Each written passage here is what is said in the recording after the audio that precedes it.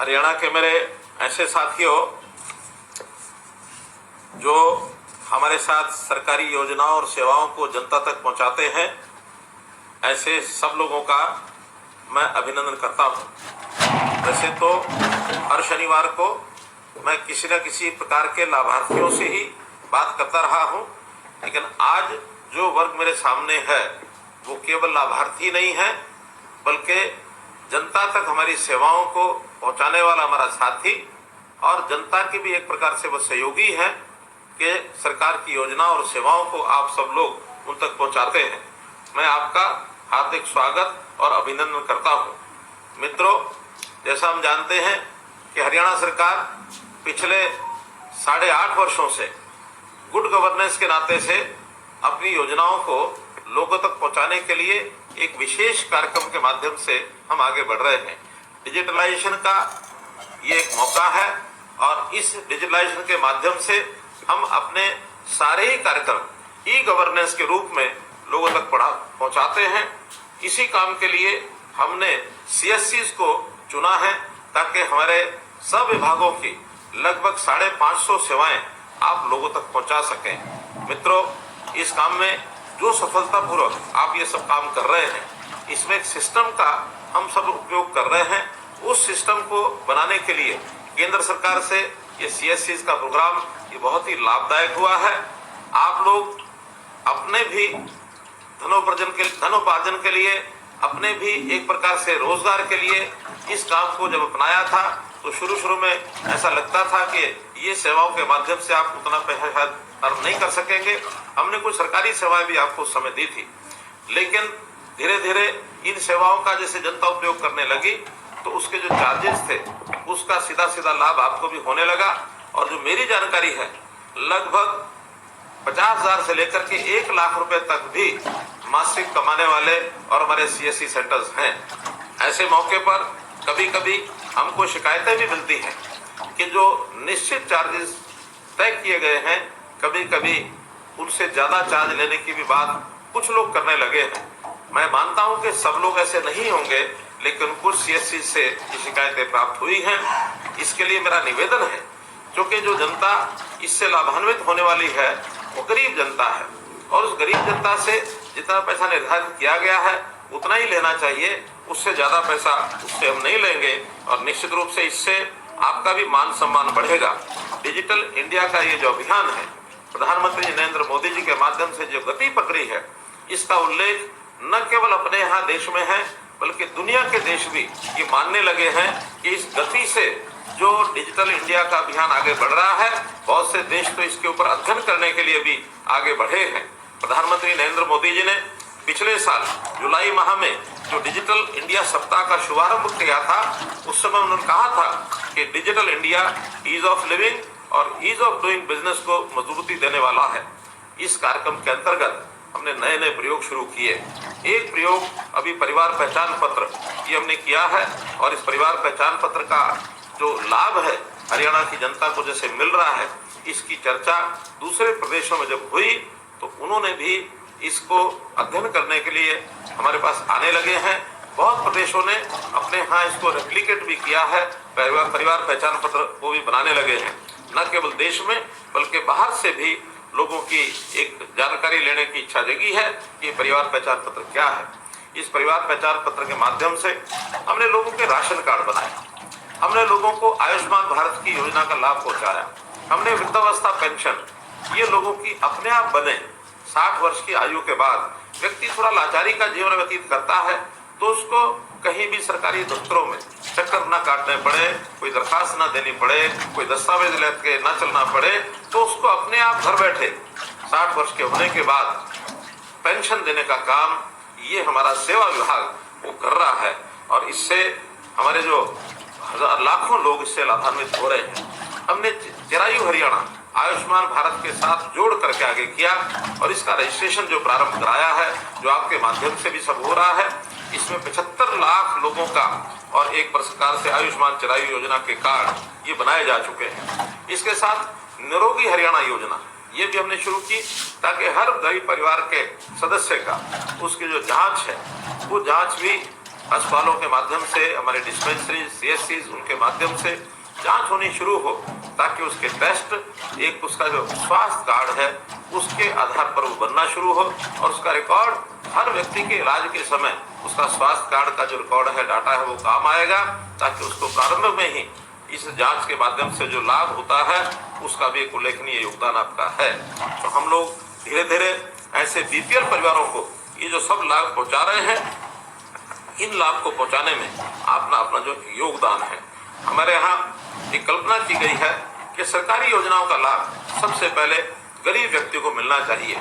इससे पहले क्या होता था कि योजनाएं तो गरीब के लिए बनती थी, लेकिन उसका लाभ उठाने के लिए गरीब को छोड़ करके बाकी लोग जो थोड़ा दबंग व्यक्ति के होते थे, जो योजनाओं का लाभ उठाने में बहुत ही माहिर होते थे, वो सब जाकर के योजनाओं का लाभ उठाते थे और गरीब आदमी पंक्ति में खड़ा रह जाता था।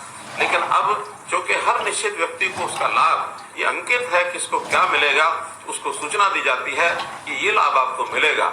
उस लाभ को लेने के लिए वो आता है और आपके यहाँ CSC सेंटर्स पर वो सूचना देता है, और उसके हिसाब से आप ऑनलाइन फॉर्म उसका भर के दे देते हैं। एक बहुत बड़ा लाभ उसको होता है। हमेशा CSC की तरफ वो देखता रहता है। जब भी उसको योजना को लेनी होती है, उसका ध्यान CSC की तरफ जाता है। CSC का काम एक प्रकार से हमारे यहाँ भले ही नया है, लेकिन बहुत सक्सेसफुल तरीके से आगे बढ़ गया है। वो आपकी दुकान को CSC के नाते से जानता है। हमने अटल सेवा केंद्र आस्क नाम से भी उसका नाम प्रसिद्ध करना शुरू किया था, लेकिन फिर भी जब भी पूछो कि कोई सेवा कहाँ मिलेगी, CSC पर मिलेगी। तो CSC का मान सम्मान ये बहुत बढ़ गया है। इसका जो लाभ उनको निरंतर ऑनलाइन मिलता रहे, इसलिए आपकी व्यवस्था जितनी बढ़िया होगी, उस व्यवस्था के नाते से आप लोग जो उनकी सेवा करेंगे। और इस नाते से जो जानकारी मुझे दी गई है कि लगभग 30 से 35 हजार CSCs के ऊपर ये सेवा उनको दी जा रही है। आप लोग साक्षरता के अभियान को चलाने वाले एक प्रकार से डिजिटल सक्षम भी हैं और साथ में साक्षर भी हैं। साक्षर व्यक्ति, पढ़ा लिखा व्यक्ति जब इस प्रकार से काम करता है तो उसका निश्चित रूप से लोगों में एक सम्मान बढ़ता है। पिछले 5 मास में इस डाटा का जो उपयोग करने वाले जो लोग हैं, जिनको हम सेवाएं दे रहे हैं, 9,36,000 गरीबों के स्वास्थ्य की जांच हुई है। 62 लाख लोग lab test 62 lakh lab test ये सब किए गए हैं। तो ये सब आखिर तो इस हिसाब से हुआ है। परिवार पहचान पत्र के हिसाब से जन्म मृत्यु इसका पंजीकरण भी हमने किया है, ताकि जन्म और मृत्यु का जो पंजीकरण करने के बाद जो परिवारों का डाटा है वो रियल टाइम बेस्ड उसकी संख्या ये हमारे पास होती है। बच्चे 0 to 6 ये जो बच्चे हैं, इनका अलग से हमारा जो WCD डिपार्टमेंट है उसके माध्यम से उनकी चिंता करते हैं, उनका ख्याल करते हैं। 6 से लेकर के 18 वर्ष तक की आयु के जो बच्चे हैं, उनका स्कूल की शिक्षा में उनका कितना दाखिला किस स्कूल में हुआ है। कुछ बच्चे जो ना प्राइवेट स्कूल में जाते हैं ना सरकारी स्कूल में जाते हैं, आखिर उनकी तलाश करना ये भी हमारे लिए इसी के माध्यम से संभव हो पाया है। इसी प्रकार जो 18 साल से 25 साल के युवा हैं, ये हायर एजुकेशन का डिपार्टमेंट उसको जो है ढूंढता है, उसको एजुकेशन के नाते या स्किलिंग के नाते उसको काम में लगे, ये प्रेरणा दी जाती है, ताकि बड़ा होकर के अपने व्यवसाय को कर सके। इसका भी उसको जो लाभ है इसी परिवार पहचान पत्र के माध्यम से मिलता है। इससे ऊपर भी व्यवसायिक लोग, जो लोग 25 साल से 40 साल तक के हैं, जो एक प्रकार से युवा और यानी एंटरप्रेन्योरशिप में अपने योगदान को आगे बढ़ा रहे हैं, उनका ध्यान भी हमारा जो युवा और यूथ एम्पावरमेंट का जो डिपार्टमेंट है वो उसको ध्यान रखता है। 40 वर्ष से लेकर 60 वर्ष से ऊपर के लोग, सेवा विभाग इनकी चिंता करता है, ताकि उन लोगों की कोई समस्या है उसको भी हम ध्यान रखें। उनकी पेंशन बनी है अथवा नहीं बनी है, इसकी हम चिंता करें। उनको राशन मिल रहा है कि नहीं मिल रहा है, उनको आयुष्मान कार्ड का लाभ मिल रहा है कि नहीं मिल रहा है, ये सब चिंता सेवा विभाग करता है। और जो जो सेवाएं उनको मिलती हैं, आखिर तो उनको अप्लाई करने के लिए हमेशा ये कहा जाता है कि जाइए अपने गांव की, मोहल्ले की जो CSC है वहां जाकर के आप अप्लाई करिए, और अप्लाई करने के बाद ऑनलाइन सेवा सब पहुंच जाती है। अभी पिछले 2 महीने से मैं जनता की सेवा के लिए जन संवाद के कार्यक्रम कर रहा हूँ, और जन संवाद के कार्यक्रमों में मुझे ढेरों कागज मिलते हैं, ढेरों शिकायतें जो आती हैं, उनको सबको एक प्लेटफॉर्म पर ला करके जन संवाद पोर्टल में हम डाल देते हैं और उस जन संवाद पोर्टल से वो सारी जो जानकारियां हैं विभागों को पहुंचती हैं। विभाग उसको निश्चित समय में हल करता है और हल करते समय हर एक एप्लीकेशन की ट्रैकिंग ये जब होती है तो उस व्यक्ति को जो कंप्लेनेंट होता है उसको भेजी जाती है, ताकि उसको पता रहे कि मेरी जो दी गई कंप्लेंट है उसका स्टेटस क्या है। ये सब डिजिटलाइज्ड सर्विस होने के नाते से यहाँ तक जो है हम सब कर पाए हैं। तो मैं तो यही कहूँगा कि चाहे व्यक्ति को राशन कार्ड चाहिए, चाहे उसको चिरायु अथवा आयुष्मान कार्ड चाहिए, बिजली या पानी का बिल भरना हो, आयकर भरना हो, वाहन बीमा भरना हो, जीवन सुरक्षा बीमा हो, गैस बुकिंग हो, ये आदि सब सुविधाएं एक ही छत के नीचे मिलती हैं और इनमें से बहुत सी सुविधाएं सीएससी सेंटर्स के माध्यम से भी उनको उपलब्ध कराई गई हैं। अभी तक ये जितने भी प्रोग्राम चले हैं और सीएससी के माध्यम से आपके द्वारा जो हुए हैं, अभी तक 1,72,40,000 ट्रांजैक्शन ये सीएससी के माध्यम से हो गई है। तो इतनी बड़ी संख्या में आप जो सब काम करते हैं, हमारी गवर्नेंस को स्मार्ट गवर्नेंस बनाने के लिए आप उपयोगी हैं। स्मार्ट गवर्नेंस यानी वो सिंपल है, वो मॉरल है, वो अकाउंटेबल है, रिस्पॉन्सिबल है एंड ट्रांसपेरेंट है।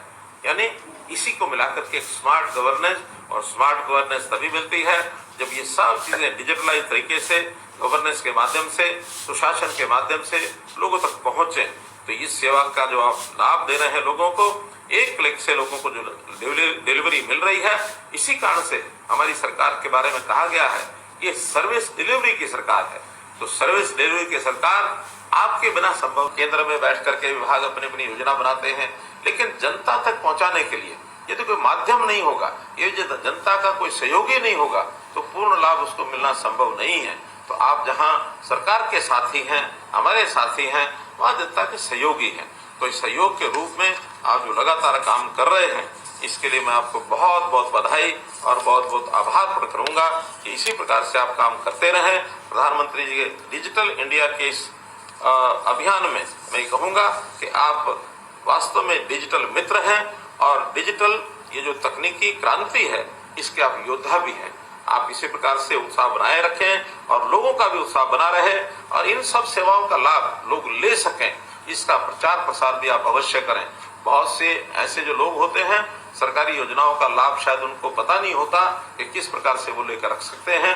तो आप अपने यहाँ केंद्रों पर निश्चित रूप से यदि कुछ डिस्प्ले बोर्ड लगा सकें कि ये सरकार की योजनाएं हैं जिसका लाभ उनको आप दिलवा सकते हैं, तो इसका बहुत बड़ा आपका योगदान होगा। इसी शब्दों के साथ मैं आपका बहुत बहुत आभार प्रकट करूंगा कि इस अच्छी सेवा के लिए आपने अपने आप को झोंका हुआ है, अपने आप को लगाया हुआ है, बिना किसी संकोच के आप आगे बढ़ें। यही मेरी ओर से आपका बहुत बहुत धन्यवाद, बहुत बहुत आभार।